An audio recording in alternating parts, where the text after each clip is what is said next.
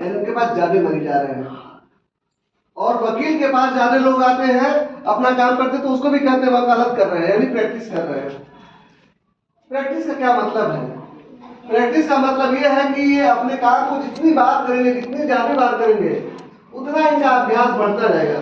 Madam यहाँ से हम लोग का टॉपिक आ गया, अभ्यास से क्या होगा? अधिगम। इनको साइकोलॉजी नहीं पढ़ाना है, आगे जाते गए तो जब ये बहुत आगे आ गए, लेकिन फिर इन्होंने उस समय आजादी का आंदोलन चल रहा था। आजादी का आंदोलन चल रहा था तो उस समय किसानों ने अंग्रेजों ने किसानों के ऊपर बहुत ज्यादा टैक्स लगा रखा था। कर, टैक्स को हिंदी में क्या कहते हैं? कर कहते हैं। बहुत कर क्या होता है कि जो भी आप, जैसे हम लोग टैक्स देते हैं, पैसा कमाते हैं तो सरकार कहती है कि अगर आप 10 लाख रुपया कमा लिए तो आपको इतना पैसा टैक्स देना पड़ेगा गवर्नमेंट को। तो हम लोग की पूरे साल भर में 1 महीने की सैलरी गवर्नमेंट लिख चली जाती है। कर को लगान भी कहते हैं ना? हाँ, लगान भी कहते हैं। पहले उसको लगान ही कहते थे। तो क्या हो गया कि वहां के किसान इतने परेशान थे, इनका जिला तो था जो नाडियाड जिला था, इस समय उसको खेड़ा कहते हैं, खेड़ा जिला। तो खेड़ा में इन्होंने किसानों को इकट्ठा किया, क्योंकि इनमें नेतृत्व की क्षमता बचपन से ही थी। और इन्होंने कहा कि नहीं, हम कर ही नहीं देंगे, अंग्रेजों को टैक्स नहीं देंगे। तो बहुत बड़े क्षेत्र में इनका पहला आंदोलन खेड़ा का आंदोलन था।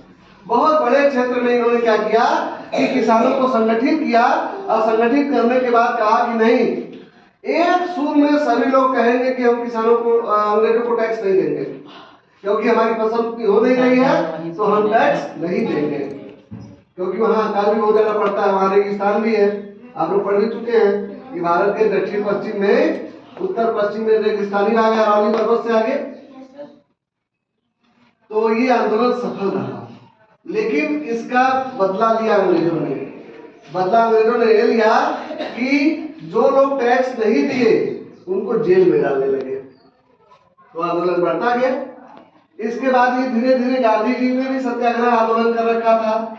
और बारडोली जगह है, बारडोली में इन्होंने फिर से 1920 या 1928 में बारडोली के सत्याग्रह आंदोलन में इन्होंने किसानों का और उस क्षेत्र की जनता का नेतृत्व किया और बहुत ज्यादा सफल रहे।